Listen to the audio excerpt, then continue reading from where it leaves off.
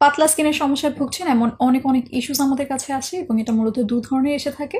এক যাদের জন্মগতভাবে স্কিন পাতলা, আর এক যারা ভুলভাল প্রোডাক্ট ইউজ করে স্কিন পাতলা করে ফেলেছেন। এখন এই সমস্যায় যারা ভুগছেন তারা তাদের স্কিনের যত্ন নেবেন কিভাবে? বিভিন্ন কারণে আমাদের স্কিন পাতলা হয়ে যেতে পারে। জেনেটিক্যাল কারণে যাদের স্কিন পাতলা হয়ে যায় তা আসলে পুরোপুরিভাবে রিকভার করা পসিবল নয়।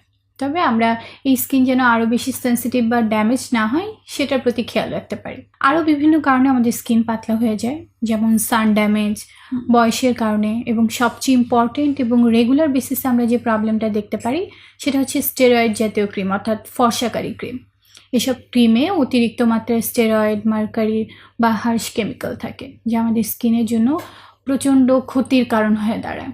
এবার আসলে আমরা এরকমের স্কিন যদি পাই তখন এটার আসলে খেয়াল রাখবো কিভাবে বা প্রপার কেয়ার করা কিভাবে পসিবল। আমরা একটা মাইল্ড ক্লেন্সার ইউজ করতে পারি, একটা হাইড্রেটিং ময়শ্চারাইজার, বিশেষ করে সিরামাইড, প্যান্থানল, সেন্ট্রাল এশিয়াটিক আছে এমন সব প্রোডাক্ট আমরা বেছে নিতে পারি। এবং সবচেয়ে ইম্পর্টেন্ট হচ্ছে সানস্ক্রিন ছাড়া কোনোভাবেই বাইরে যাওয়া যাবে না। এখন একজনের স্কিন যে পাতলা হয়ে গেছে এটা বুঝবে কিভাবে? বা আমার স্কিন পাতলা হয়ে গেছে, আমার এখন আর রং ফর্সাকারী প্রোডাক্ট ইউজ করা যাবে না বা উল্টো পাল্টা এই প্রোডাক্টগুলো আমার অফ করতে হবে, এটা সে বুঝবে কি করে?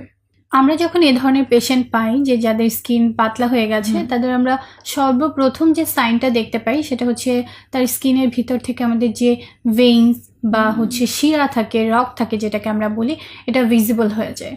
তারপরে রোদে বা তাপে গেলে তাদের স্কিন অনেক বেশি জ্বালা পোড়া করে, ইচিং হয়, সেন্সিটিভ হয়ে যায়। রাইট।